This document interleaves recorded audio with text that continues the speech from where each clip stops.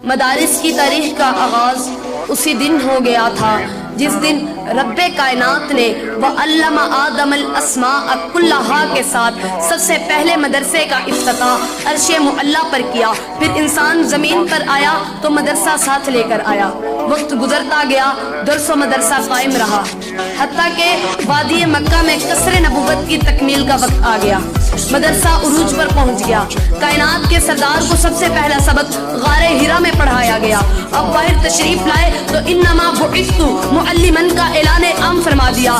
جب وادی یثرب میں پہنچے تو سب سے پہلے ایک دینی ادارے کا صفہ کے نام سے آغاز کیا۔ صحابہ کا وہ مبارک دور آ گیا جسے مدارس کے سنہری دور کہا جاتا ہے۔ ہر طرف مدارس ہی مدارس قائم ہو گئے، کئی جامعہ عبداللہ بن مسعود، کئی جامعہ عبداللہ بن عباس، کئی جامعہ ابی بن کعب، کئی جامعہ زید بن ثابت، کئی جامعہ عائشہ البنین والبنات، اور کہیں وہ جامعہ عبداللہ بن عمر کہ جس کا سلیبس اور نصاب ہی یہی تھا، جمیع العلم فی القرآن لیکن تقاصر عنہ اصحاب الرجال۔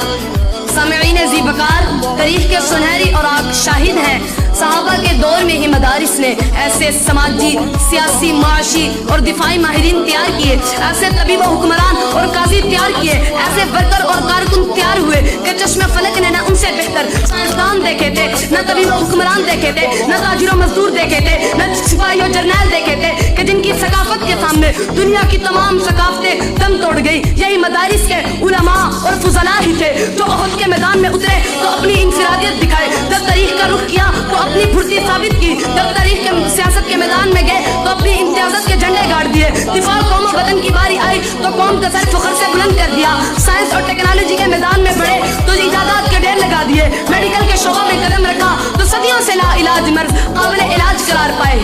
سامعین ذی شان، میں ان مدارس کی بات کر رہا ہوں جو نہ صرف دین اسلام کے محافظ بنے بلکہ ملک و قوم کے لیے بھی اپنی جانیں نثار کر دی۔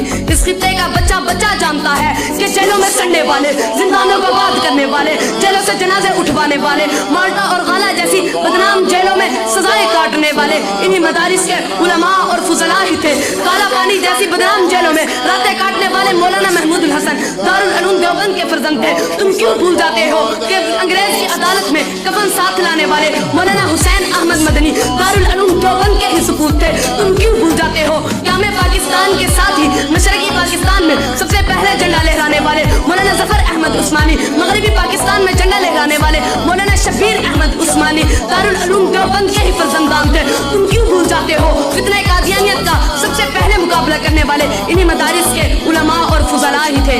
وہ اور ہی ہوں گے کم ہمت جو ظلم و تشدد سہ نہ سکے، شمشیر و سنا